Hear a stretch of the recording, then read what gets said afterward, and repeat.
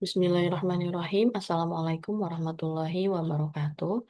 Perkenalkan, saya Reni Tremelawati, merupakan anggota tim peneliti dari Universitas Islam Bandung yang juga merupakan mahasiswa Doktor Ilmu Hukum yang menjadi salah satu penerima program hibah Kemdikti-Saintek tahun 2025 dengan skema penelitian disertasi doktor. Tema yang diangkat yakni tentang penguatan tata kelola pengawasan produk halal oleh Badan Penyelenggara Jaminan Produk Halal atau BPJPH dalam perspektif kepastian hukum. Latar belakang, negara memiliki peran pengawasan yang sangat krusial untuk memastikan kepatuhan terhadap hukum dan mencegah penyalahgunaan kekuasaan.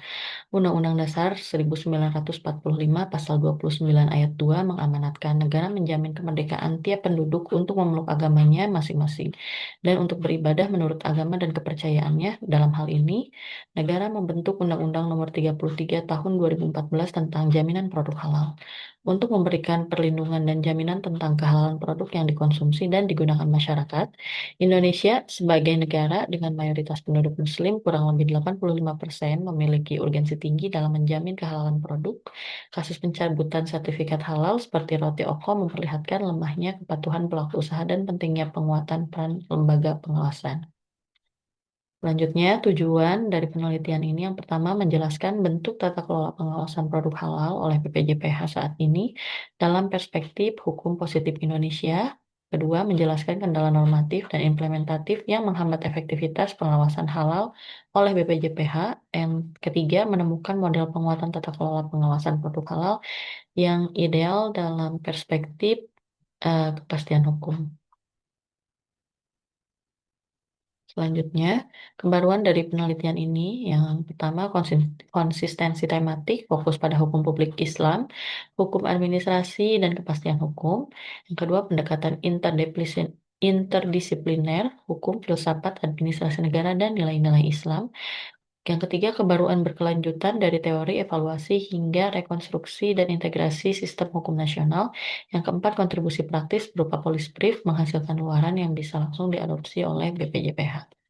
Hasil penelitian menunjukkan bentuk pengawasan produk halal oleh BPJPH saat ini adalah melakukan pembinaan terhadap LPH, kehalalan produk, pencantuman label halal, pencantuman keterangan tidak halal, pemisahan lokasi, tempat, dan alat penyembelihan, pengolahan, penyimpanan, pengemasan, pendistribusian, penjualan, serta penyajian antara produk halal dan tidak halal, keberadaan penyelia halal, dan atau kegiatan lain yang berkaitan dengan jaminan produk halal yang dilakukan secara berkala 1 kali dalam 6 bulan atau sewaktu-waktu sesuai laporan dan temuan di lapangan, serta pengenaan sanksi administratif berupa peringatan tertulis dan administratif, pencabutan sertifikat halal, penarikan barang dari peredaran, serta pembekuan operasional. Namun sejauh ini pengawasan tersebut belum optimal dilaksanakan karena terkendala pada SDM dan juga anggaran.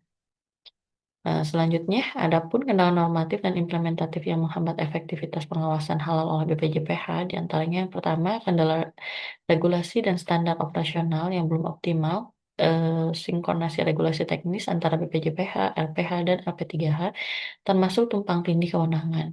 Yang kedua, keterbatasan sumber daya manusia, jumlah auditor halal, dan pendamping halal yang masih belum sebanding dengan jumlah pelaku usaha yang membutuhkan layanan. Yang ketiga, minimnya pengawasan pasca sertifikasi, banyak produk yang menyimpang dari SJPH setelah mendapatkan sertifikat halal menunjukkan perlunya pengawasan lanjutan. Selanjutnya, rekomendasi model penguatan tata kelola pengawasan produk halal yang ideal dalam perspektif asas kepastian hukum, yakni menggunakan model pengawasan preventif, korektif, represif dari sequential supervision. Untuk model pengawasan preventif, yakni pembinaan dan edukasi SJPH, pendampingan OMK, verifikasi awal bahan dan proses pengawasan berbasis risiko. Tujuannya yakni untuk mencegah pelanggaran. Selanjutnya, korektif, yakni teguran administratif, perintah perbaikan PPH, penghentian sementara proses bermasalah, tujuannya untuk memulihkan kepatuhan. Selanjutnya, model represif, yakni pembekuan atau pencabutan sertifikat halal, sanksi administratif dan atau pidana. Tujuannya untuk menegakkan hukum dan efek jerah. Terima kasih. Itu yang bisa saya sampaikan. Assalamualaikum warahmatullahi wabarakatuh.